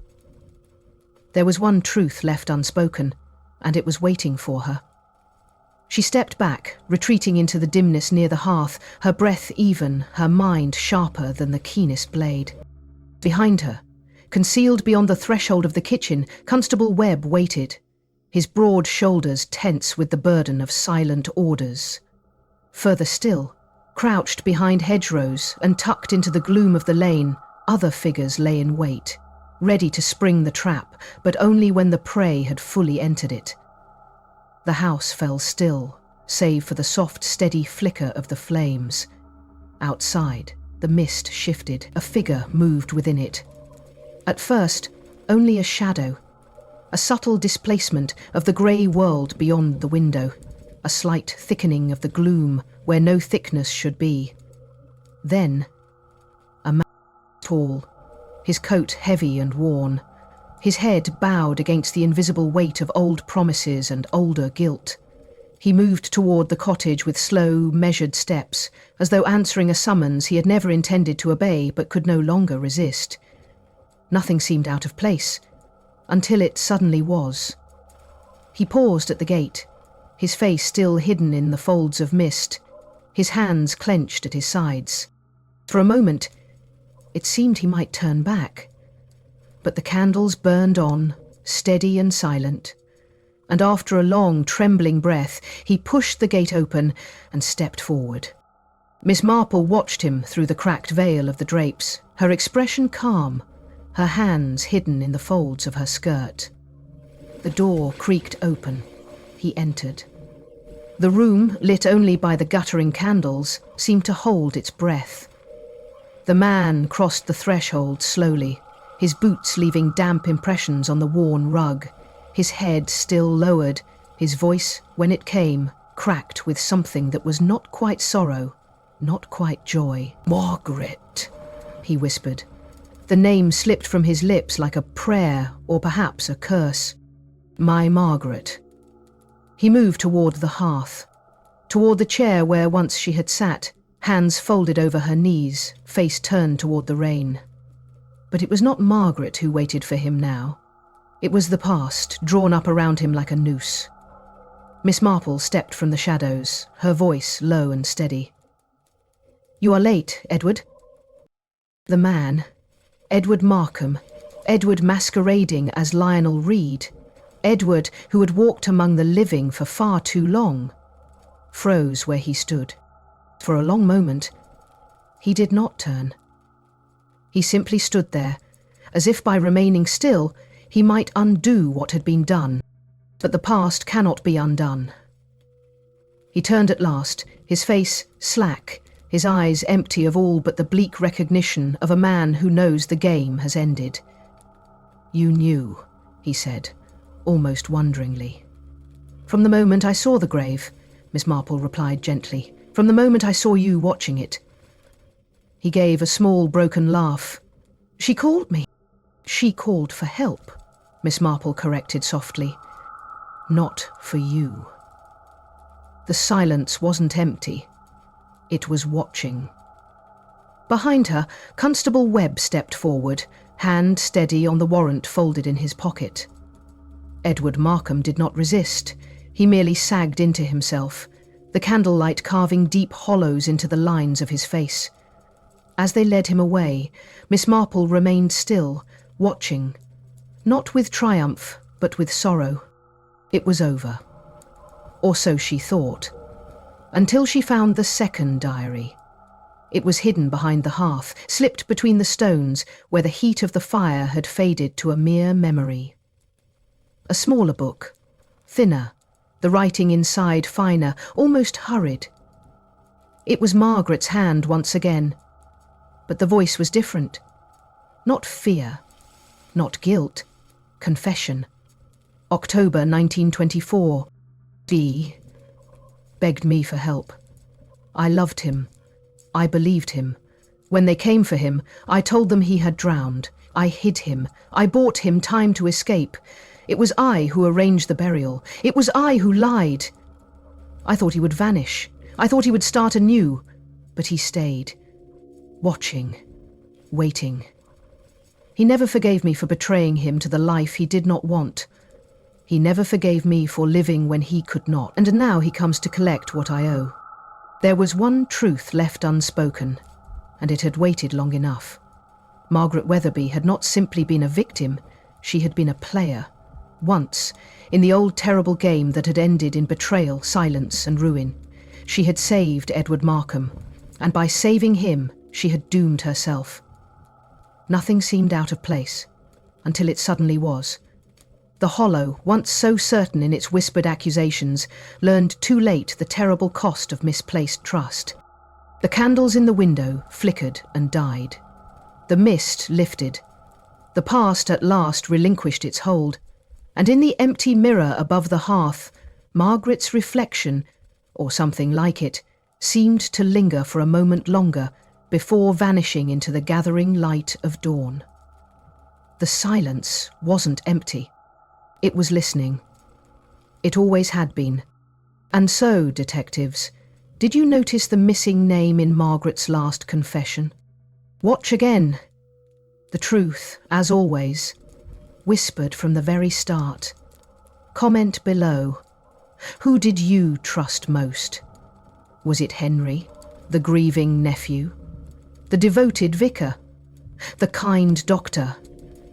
Or did you perhaps hear the whisper of another, waiting all along? Chapter 14. The Widow's Debt. Dawn broke hesitantly over Dunwich Hollow, spilling pale, reluctant light across the fields and lanes as though uncertain whether it wished to reveal what had passed in the night. The mist still clung low against the hedgerows, thickest where the river curled away into marshland, as if the very earth had learned to keep its secrets close. Chimneys sent up thin, wavering streams of smoke, but the village itself stirred sluggishly, as though the weight of revelation had pressed it deeper into its slumber. Inside Wetherby Cottage, the fire had burned low, reduced to a few stubborn embers glowing beneath a blanket of grey ash. Miss Marple sat close by, a thin shawl draped around her shoulders, the diary open once more upon her knees. It was not the first diary, not the frantic, half-mad scrawl of a woman haunted by unseen watchers, but the second one, the smaller, more deliberate volume, tucked behind the hearth with the care of someone who feared not the judgment of others, but her own memory. The Widow's Debt, long hidden, long denied, lay open now, its story unfolding in the precise, careful script of a woman who had known what it meant to barter her soul for silence. And it was not a story of innocence lost, but of bargains made in the half-light of desperation. November 1924. He came to me at dusk, wounded, broken, a shadow of the man I had loved. They were closing in on him. Not for the lies he told, not for the debts he owed, but for something darker. Something I never dared name aloud. He begged me, not for forgiveness, not for love, but for escape. And I gave it. I bought the coffin, I paid the sexton. I wept real tears when they laid an empty box into the earth. No one questioned, no one doubted. And in that moment, I thought I had saved him, but I had only damned us both. The fire cracked softly, a single coal collapsing inward with a sigh that sounded almost human. Miss Marple turned the page, her fingers steady despite the cold creeping into the corners of the room. Margaret had not merely been the silent widow mourning a lost love. She had been complicit, not in violence, not directly, but in the far more subtle violence of choosing silence when truth would have meant ruin. She had helped Edward Markham vanish from the world, and he had never truly left. Behind the scenes, something darker was lurking. The diary spoke of years spent glancing over her shoulder, of footsteps heard in empty corridors, of letters arriving with no return address, bearing only a single pressed rose. Always a rose, wilting and blackened by the time it reached her hands. Margaret had retreated into the hollow, not from grief, but from fear. Fear of the man she had once loved enough to betray everything she knew to be right. Fear of the promise he had made, that he would return. And, perhaps most terrible of all, fear that she would welcome him when he did. There was one truth left unspoken, and it was waiting for her.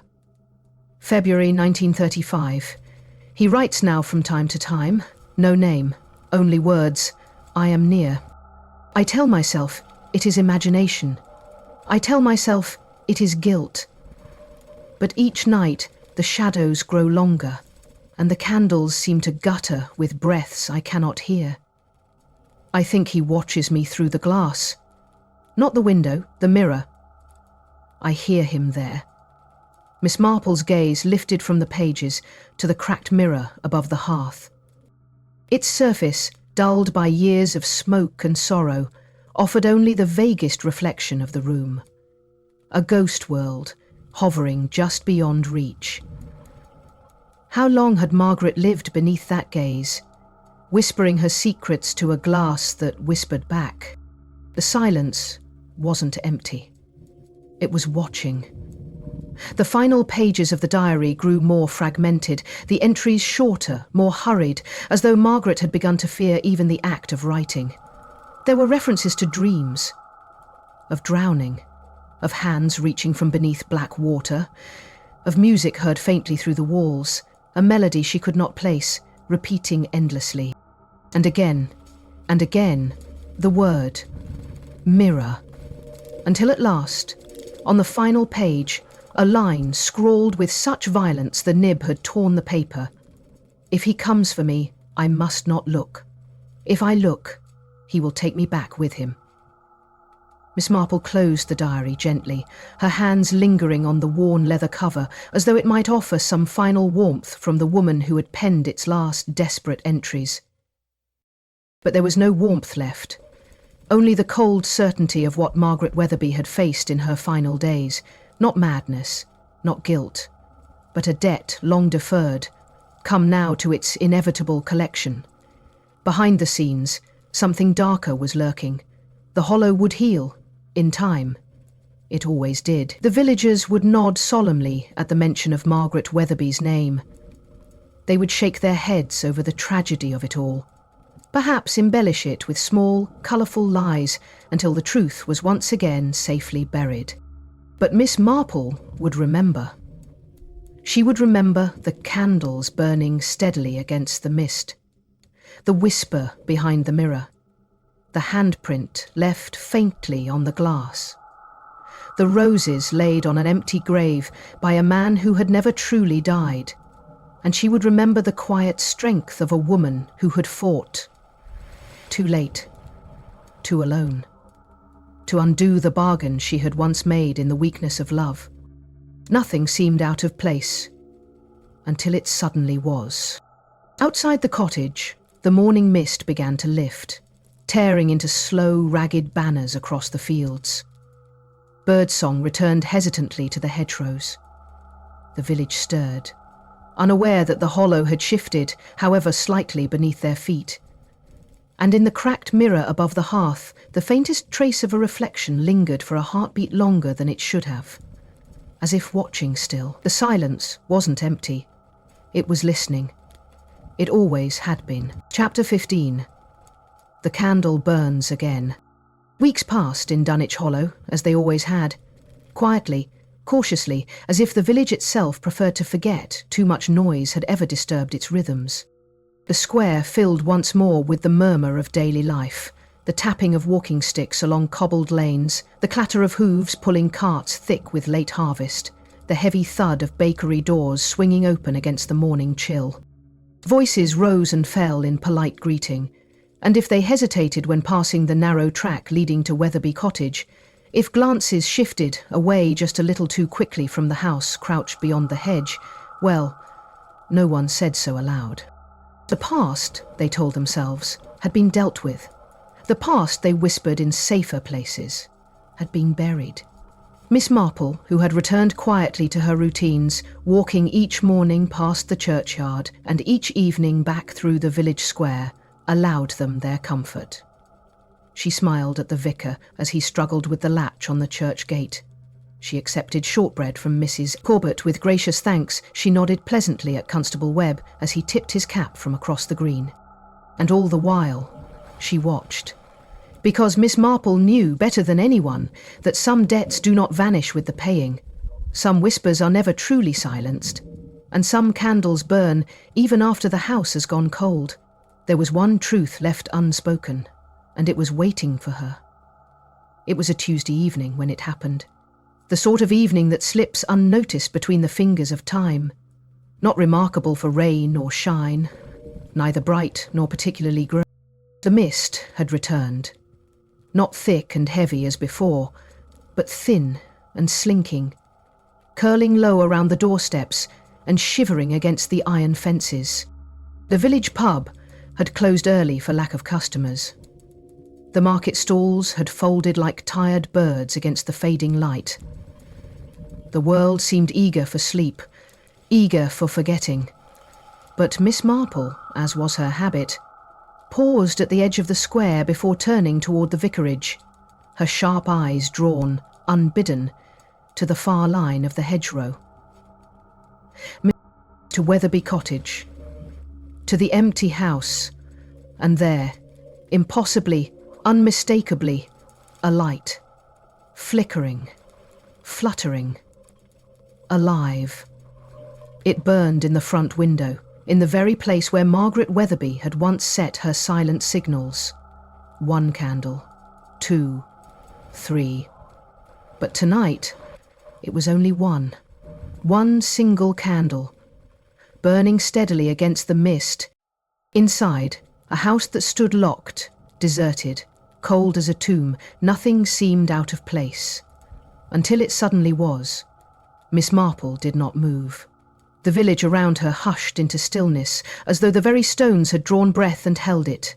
The candle did not sway as a trick of light might. It danced with the gentle, irregular rhythm of true flame. She waited, counted the slow, deliberate beats of her own heart, searched for some explanation, a trick of the eye, a glint of distant lanterns, and found none.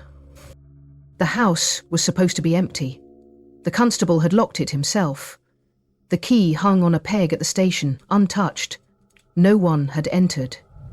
And yet, there it was. The light, the signal, the whisper of something left unfinished. Behind the scenes, something darker was lurking. She moved then, slowly, calmly, as though about her usual business. Her steps careful against the cobbles, slick with mist. No one noticed. No one called out. The hollow slept on, content in its ignorance. Miss Marple crossed the green, her path a pale ribbon in the gathering dark, her figure swallowed quickly by the mist, curling thicker now around the roots of the hedgerows. She reached the cottage gate. It stood ajar. Not wide, not swinging in the breeze, just slightly open, as if by a hand that meant to invite but not command. She pushed it gently. It gave way without a sound. The garden lay choked beneath a tangle of frost-tipped ivy and blackened stalks. The air smelled of damp earth and something older, the scent of stone left too long without sun. She stepped carefully across the threshold. The door, like the gate, yielded easily. Inside, the house breathed cold upon her, the air heavy with a dampness that tasted faintly of iron and old regret. And still the candle burned, on the windowsill. Steady. Wait. There was one truth left unspoken, and it was waiting for her. The room had not changed. The chair sagged in its corner, the cracked mirror loomed above the empty hearth, the dusty rug lay wrinkled and abandoned where boots had once left their mark. Only the flame had returned, bright and defiant, as though to say that whatever bargain Margaret Wetherby had made, whatever debts she had paid, were not hers alone to bear. Miss Marple stepped closer, her breath misting faintly in the cold. The candle sat in a shallow dish of pewter, old, tarnished, the wax pooling slowly at its base. It was real, undeniably real. And as she leaned nearer, she caught the faintest scent on the air. Not wax, not smoke, but roses, fresh and sharp and wrong. She turned slowly, her eyes sweeping the room. There was no sound but the faint crackle of the candle. No footsteps, no breath, no whisper. And yet the sense of presence, of something waiting, watching, was stronger now, pressing against her skin like a hand not quite touched. The silence wasn't empty. It was listening. It always had been. She did not speak. There would be no point. Whatever had been summoned was not something that could be reasoned with, not something that would answer to names or pleadings. The past had left its mark too deeply on this place. Some debts were never meant to be paid in full. And some candles, once lit, cannot simply be extinguished. Miss Marple straightened, smoothing the front of her coat with steady hands. She stepped back through the door, closing it gently behind her, leaving the flame to its vigil. As she walked away, the mist swallowed the house once more, hiding the light, hiding the truth. She did not look back, because she knew the danger was never truly gone, and it merely waited. It merely watched. And one day, when the hollow forgot long enough, it would whisper again. Some candles never burn out, some whispers never truly fade, and some promises, even broken, wait patiently in the dark. Detectives, if you missed the clues hidden in plain sight, rewatch the case from the very beginning. The truth was always there, quietly waiting for you. Subscribe, so you'll be ready when the hollow calls again. And comment below, who or what do you think still waits behind the window